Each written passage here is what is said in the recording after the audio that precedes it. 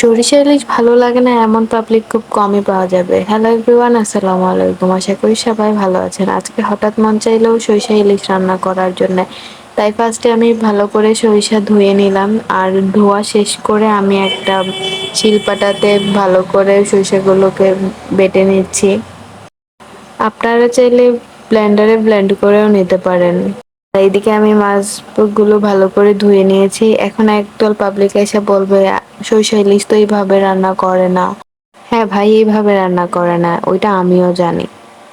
আমার মন চাইলো একটু হালকা ভেজে রান্না করি, তাই হলুদ মরিচ আর লবণ দিয়ে হালকা একটু ভেজে নিচ্ছিলাম। ভালো করে উল্টে পাল্টে ভেজে নিচ্ছি। এইবার ভাজাভাজির পর্ব শেষ করে আমি কড়াইয়ের মধ্যে একটু তেল দিয়ে নিলাম আর তার মধ্যে দিয়ে দিলাম পেঁয়াজ কুচি আর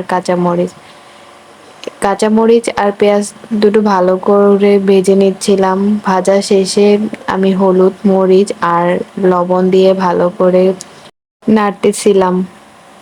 আপনারা যারা রান্নার কাজে পারদর্শী আছেন তারা আমার রান্নাটা না দেখলেও চলে, আর যারা নতুন নতুন রাঁধুনি আছেন তারা আমার মতো করে রান্না করে দেখতে পারেন।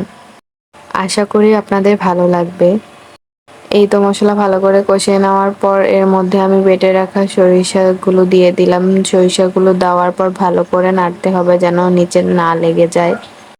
এইভাবে নাড়াচাড়া করার পর আমি এর মধ্যে ভাজা ইলিশগুলো দিয়ে দিয়েছি। তোমরা চাইলে এইভাবে ইলিশ রান্না করে দেখতে পারো, আশা করি তোমাদের ভালো লাগবে। মাছগুলো দেওয়ার পর আমি একটা ঢাকনা দিয়ে কিছুক্ষণের জন্য এটা ঢেকে রাখবো আর মিডিয়াম আঁচে রান্না করতে থাকবো।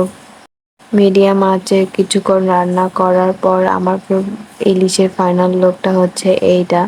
আজকের ভিডিওটা এই পর্যন্তই। যদি কারো ভালো লেগে থাকে লাইক কমেন্ট শেয়ার করবা। দেখা হবে নতুন কোনো ভিডিওতে। সেই পর্যন্ত সবাই ভালো থাকবেন, সুস্থ থাকবেন। আল্লাহ হাফেজ।